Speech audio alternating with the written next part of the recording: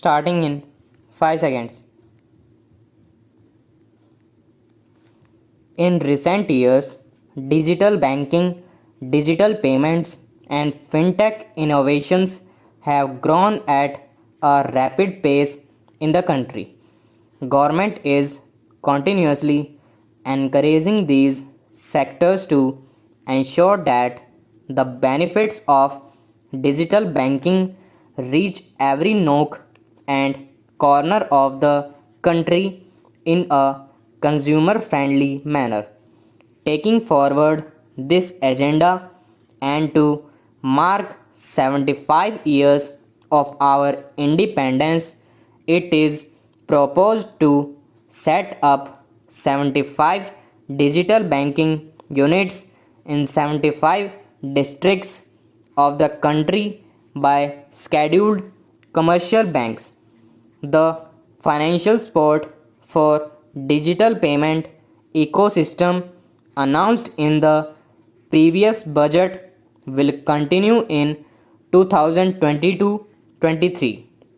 This will encourage further adoption of digital payments. There will also be a focus to promote use of payment platforms that are economical and user friendly. In recent years, over 25,000 compliances were reduced and 1500 union laws were repealed. This is the result of our government's strong commitment for minimum government and maximum governance, our trust in the public and ease of doing business. For the Amrit Kal, the next phase of ease of doing business and ease of living will be launched. In our endeavor to improve productive efficiency of capital and human resources, we will follow the idea of trust based governance.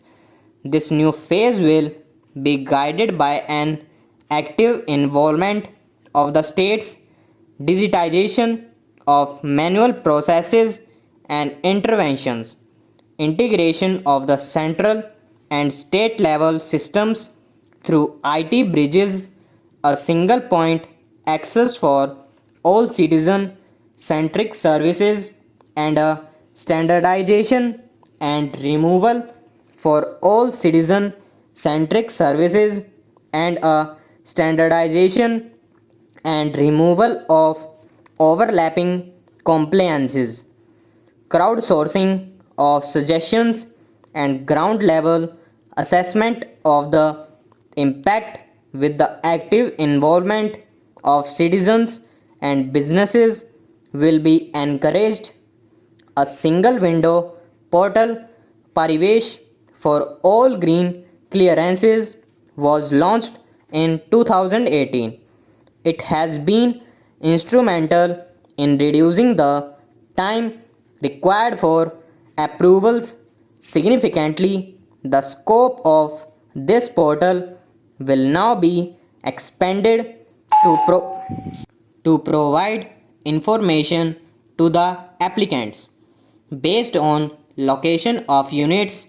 Information about specific approvals will be provided. It will enable application for all four approvals through a single form and tracking of the process through centralized processing center green. The issuance of e-passports using embedded chip and futuristic technology will be rolled out in 2022-23 to enhance convenience for the citizens in their overseas travel. By the time of India at 100, nearly half our population is likely to be living in urban areas as such. For this, on the one hand, we need to nurture the megacities and their hinterlands to become current centers of economic growth. On the other hand, we need to facilitate Tier 2 and 3 cities to take on the mantle in the future. This would require us to reimagine our cities into centers of sustainable living with opportunities for all, including women and youth. For this to happen, urban planning cannot continue with a business as usual approach. We plan to steer a paradigm change.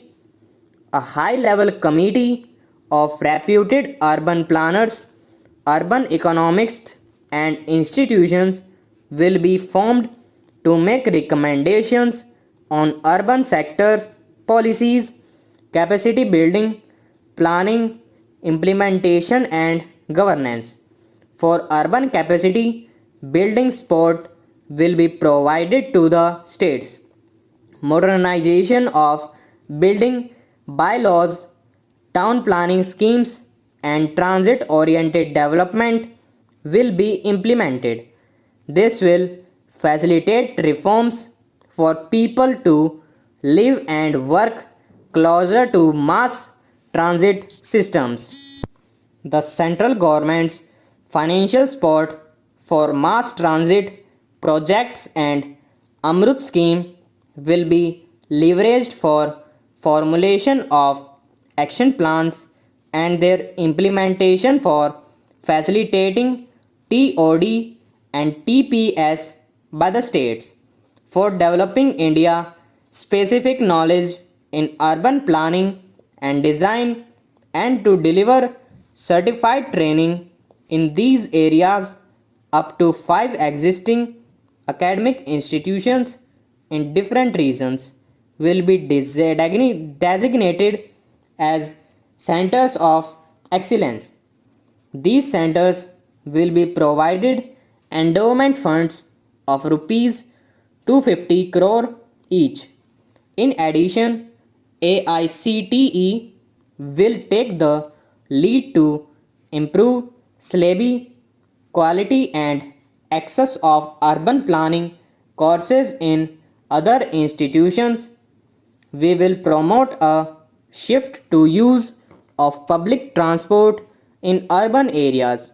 This will be complemented by clean tech and governance solutions, special mobility zones with zero fossil fuel policy and EV vehicles. Considering the constraint of space in urban areas for setting up charges station at scale, a battery swapping policy will be brought out and interoperability standards will be formulated. The private sector will be encouraged to develop sustainable and innovative business models for battery or energy as a service. This will improve efficiency in the EV ecosystem. Efficient use of land resources is a strong imperative. States will be encouraged to adopt unique land parcel identification number to facilitate IT based management of records. The facility for transliteration of land records across any of the Schedule 8 language will also be rolled out. The adoption or linkage with National Generic Document Registration System with the One Nation, One Registration software will be promoted as an option for uniform process for registration and anywhere registration of deeds and documents.